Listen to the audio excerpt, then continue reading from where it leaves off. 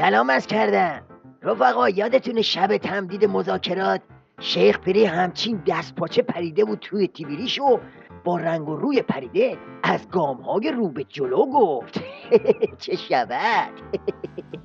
درسته که در این مذاکرات ما هنوز به توافق نهایی نرسیدیم، اما من میتونم بگم که برای رسیدن به توافق گام‌هایی به جلو برداشته شده. یکی نیست بگه شیخ پری این گامهای رو به جلو رو با پای چپ برداشتی یا با پای راست؟ حالا بریم یه سری به خبرگزاری آسوشیتد پرس بزنیم ببینیم درباره این گام‌های رو به جلو شیخ پری چی گفته. دولت اوباما به اعضای کنگره گفته است امتیازات مهمی از رژیم ایران به خاطر تمدید مذاکرات اتمی گرفته است که شامل اجازه به بازرسی‌های سرزده از تأسیسات اتمی و خنثی نمودن اکثر ذخیره اورانیوم باقی مانده میباشد. اینجوری هست؟ پس حالا فهمیدم چرا اون روز ورق پاره بسیجی ها تو سرش میزد که آی وای هسته و اتم رو بردن.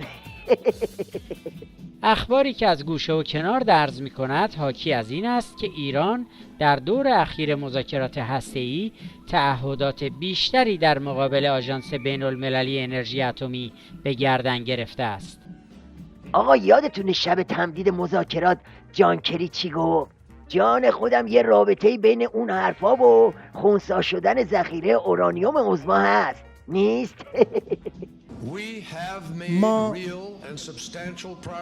ما پیشرفت‌های اساسی و جدی کردیم در مذاکرات و حس می‌کردیم که این پیشرفت‌ها می‌تواند یک انگیزه بهتری را به گروه 5+1 و البته ایران بدهد که این گفتگوها را ادامه دهند. آره دیگه، بازرسی‌های سرزده به سایت‌های عظما و خنثی کردن ذخیره اورانیومش بالاخره پیشرفت‌های جدیه دیگه، مگه نه شیخ رسایی؟ نظرت چیه؟ الان هم نمیدانیم در وین بر چه چیزی توافق شده که آمریکایی‌ها خوشحال و راضی‌اند. عجب گامی برداشتی شیخ پری. فقط مواظب گامای بعدیت باش که یهو کار دستت نده.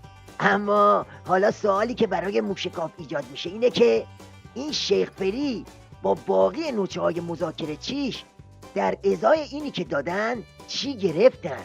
اصلا چیزی گرفتن؟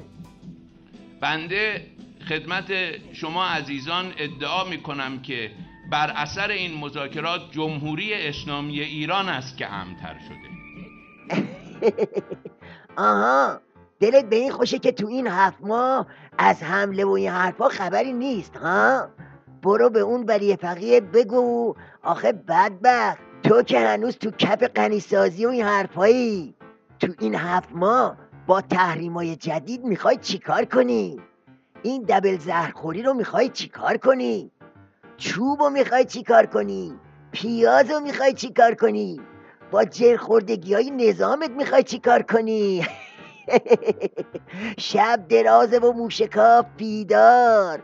علی گدا آخر خط تو از همین حالا میبینم.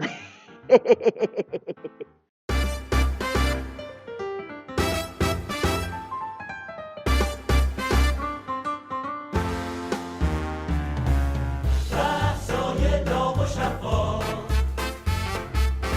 با آقای موشکاف، با آقای موشکاف.